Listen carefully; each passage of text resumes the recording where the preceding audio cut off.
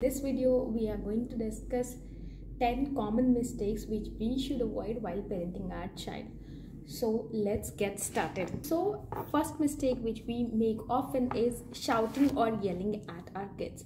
जब भी हम बच्चों से बात करते हैं तो हम उनसे चिल्ला के बात करते हैं, उन्हें अपनी बात मनवाने के लिए भी उनके ऊपर चिल्लाते हैं। साथ ही साथ कमरे की एक छोर से दूसरे छोर तक बच्चा अगर है और उसे बुलाना है तो भी चिल्ला के बात करते हैं। इंस्टेड ऑफ दैट, मान लीजिए आपको बच्चा कुछ गलत कर रहा है और आपको उसे इमीडिएटली रोकना है, तो इंस्टेड ऑफ दैट आपको क्या करना है कि वहाँ से अपनी जगह से उठ के जाना है और उसे स्टॉप करना है वो काम करने से, और उसे बोलना है नो बच्चे ये काम मत करो। So this is the first common mistake. Apart from this, बच्चों को कुछ मना करने के लिए हम चिल्लाते हैं, बच्चों से बात करते समय उन्हें डांटते हैं, तो ये सब भी गलत है।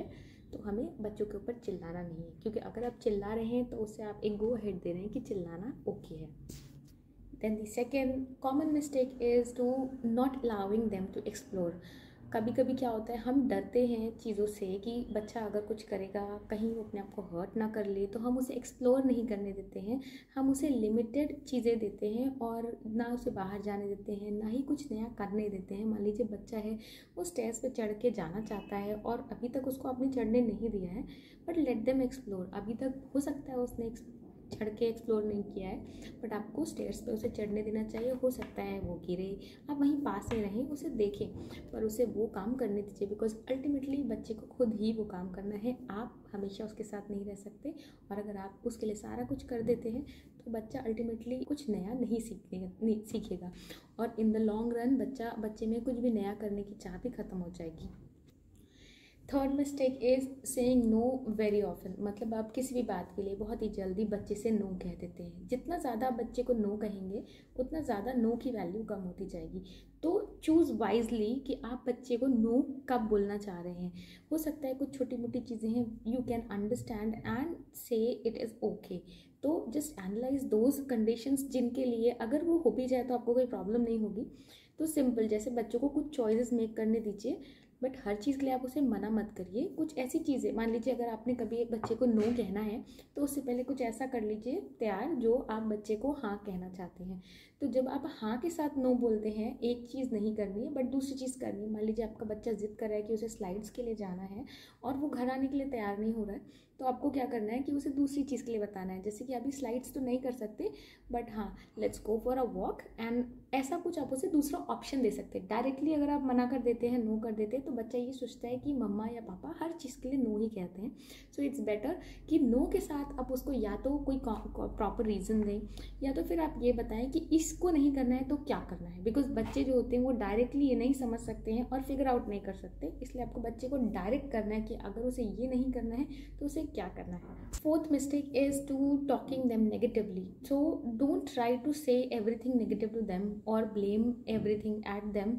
कुछ भी चीज़ें हो रही हैं, अगर आप बार बार ये बोलते रहेंगे कि अरे देखो तुमने क्या कर दिया, अरे ऐसा नहीं करो, या फिर ऐसा कुछ जो आप नेगेटिवली हर चीज़ का ब्लेम उस बच्चे के ऊपर डाल रहे हैं, इंस्टेड ऑफ दैट आप बस ये फ्रेम करिए कि बच्चे को कैसे बताएं कि जो चीज़ हुई है वो गलती बच्चे की नहीं है बल्कि उस सिचुएशन की है। तो try to talk in such a manner, मतलब अपने वर्ड्स को भी लेके बहुत ही रिस्पॉन्सिबल रहिए। जैसे कि तुमने ये तोड़ दिया, instead of that you can say ये टूट गया।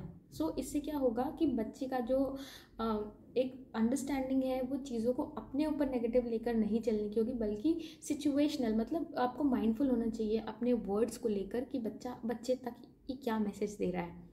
Then the fifth common mistake is that people set rules in their home.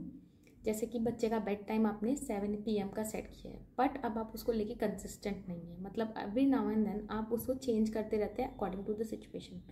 तो क्या होता है कि अगर आप कभी कभी चेंज कर रहे हैं इट्स ओके, बट अगर आप कंसिस्टेंटली उस चीज़ को लेकर नहीं हैं तो इसका मतलब है कि आप में ही कुछ रूल जो है वो बनाने की क्षमता नहीं है। तो बच्चे को आपको ये नहीं बताना कि rules can be broken easily, you should show it consistently कि ये रूल जो बनाया गया है वही है। मतलब एवरी डे आपको ट्राई करना चाहिए कि जो बच्चा है वो आपके रूल्स को फॉलो करे to whatever extent it is possible.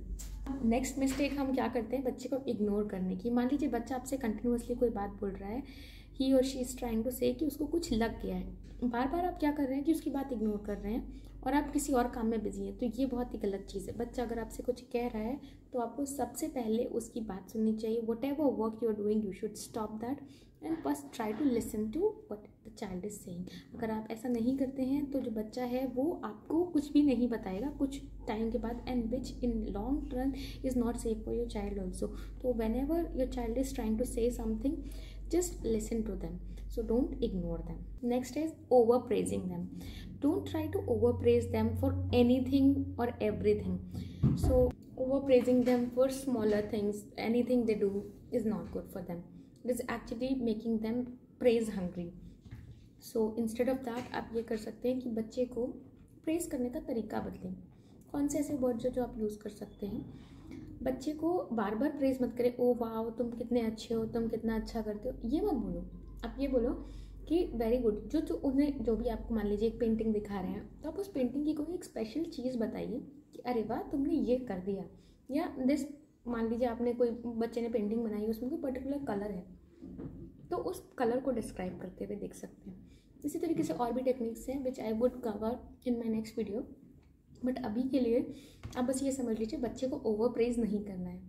Similarly under praising is also not good. So मतलब बच्चों को जो है आप बिल्कुल ही इग्नोर कर रहे हैं। जैसे कि मैंने बताया पहले, बच्चा कुछ भी बता रहा है आप सुन ही नहीं रहे, या कुछ बना के ला रहा है आप वो भी नहीं कर सकते, मतलब उसे भी इग्नोर नहीं कर रहे हैं।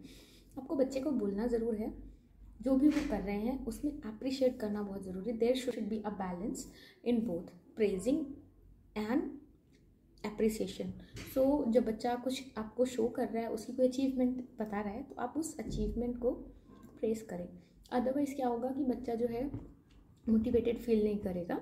सो ultimate goal is that child should be self motivated, that is why too much praising is also not good for them. Next is comparing them with other kids.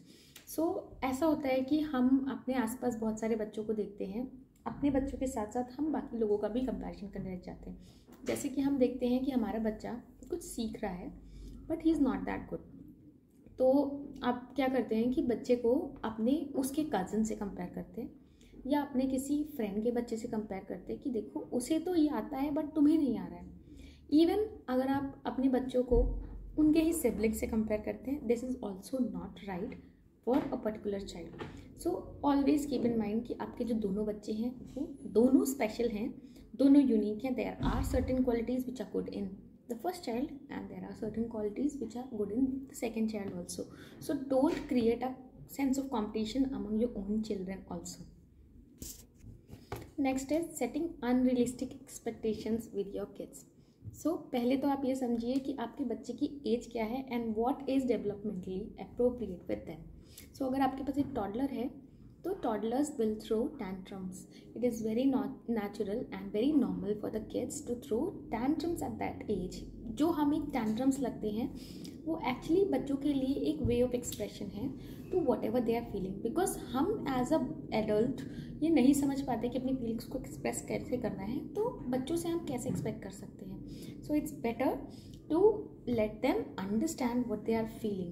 So maximum thing you can do is to just tell them that what you are feeling at that point of time. जैसे बच्चा है किस चीज़ को देखकर बहुत upset हो गया है, तो आप उसको वो वर्ड्स देने की कोशिश करें कि I know that you are feeling upset with this, या फिर आई नो आपको बहुत गुस्सा आ रहा है।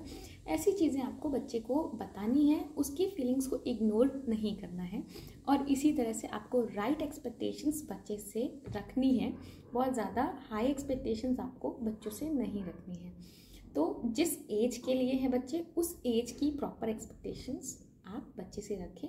बच्चे से बहुत ही ज़्यादा ग्रोन अप्स की तरह बिहेवियर एक्सपेक्ट मत करें। सिमिलरली अगर आपका बच्चा टीनेज में है तो टीनेज में आपको बच्चे को समझना है बच्चे के नॉर्मल बिहेवियर क्या होते हैं टीनेज के टाइम पे। तो आपको बच्चे से वो टीनेज का बिहेवियर एक्सपेक्ट करना है, ना कि एक बहुत ही ज़्यादा ग्रोन अप या स्कूल गोइंग चाइल्ड के बराबर का। So I hope it helps. And then the last and very important it is to not allowing them make mistakes or rescuing them before they even make a mistake. सो ऐसा होता है कि as an adult या as parents हमको लगता है कि हमारा बच्चा किसी भी बड़ी मिस्टेक को कमिट ना करे, हम उसे हर दुख दर्द से बचा लेंगे, बिकॉज हम डरते हैं, हमने वो फेस किया और हम चाहते हैं हमारा बच्चा वो ना करे और उस दर्द से, उस दुख से ना जाए। But this is very wrong, because ultimately बच्चे को अपनी लाइफ खुद जीनी है। तो आपको उसको छोटी छोटी प्रॉब्लम्स और बड़ी बड़ी प्रॉब्लम्स दोनों सीखना, उसे ये सिखाना है कि उन्हें हैंडल कैसे करना है, ना कि उन प्रॉब्लम्स को अवॉइड करना है, क्योंकि आज नहीं तो कल उन्हें इस तरीके की या उस तरीके की प्रॉब्लम्स आनी ही हैं। तो आप उन्हें अपनी मिस्टेक्स करने दें और उन मिस्टेक्स के थ्रू सीखने दें। आप उनकी मिस्टेक्स से उन्हें बचाएं मत। तो मिस्टेक्स करना बहुत ज़रूरी है। So I hope all these 10 important points which I have mentioned over here were very helpful for you. और अगर ऐसा है तो आप हमारे इस वीडियो को बाकी लोगों के साथ भी शेयर करें और हमारे चैनल को सब्सक्राइब करें। हमारे चैनल को फाइंड आउट करें इंस्टाग्राम, पिंटरेस्ट, ट्विटर और साथ ही साथ फेसबुक पे, और हमारी वेबसाइट को भी ज़रूर चेकआउट करें। Thank you so much. अपना बहुत ध्यान रखें। Bye bye.